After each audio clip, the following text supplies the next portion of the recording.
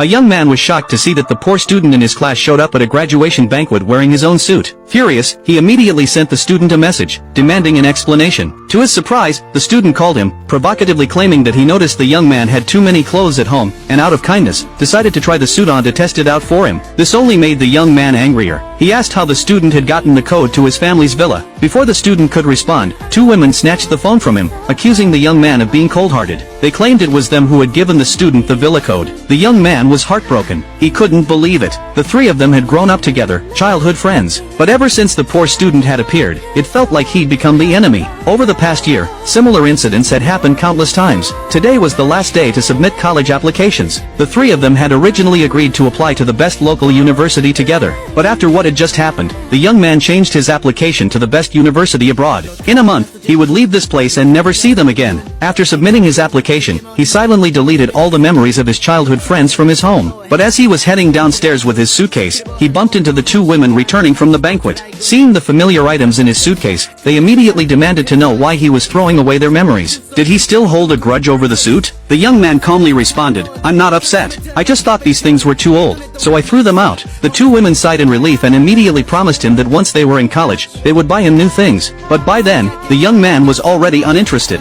He turned coldly and walked away. The two women, seeing this, got angry. They told him that unless he sincerely apologized, they would never forgive him. For the next few days, the two women didn't contact him again. However, through the poor student's frequent updates on social media, the young man quickly learned what they were up to. The two women, wanting to please the poor student, took him on a trip. The young man wasn't angry. In fact, he quietly liked their posts on social media. A few days later, he received an acceptance letter from a prestigious university abroad. At the same time, the two women showed up in front of him again. The young man didn't want to get tangled up with them anymore, so he rejected them coldly. But the women acted like children, insisting that if he didn't go with them, they'd stand there all day and not leave. Reluctantly, the young man followed them to the restaurant. When he arrived, he realized the poor student had been waiting there for a while. Looking at the table full of spicy food, the young man couldn't help but smile bitterly. He had a stomach condition and couldn't handle spicy food. The women, however, were focused entirely on the poor student. They had forgotten all about the young man's condition. The poor student, noticing that he couldn't eat spicy food, deliberately added a large amount of chili to his bowl. The young man didn't get angry. Instead, he stood up and walked home without saying a word.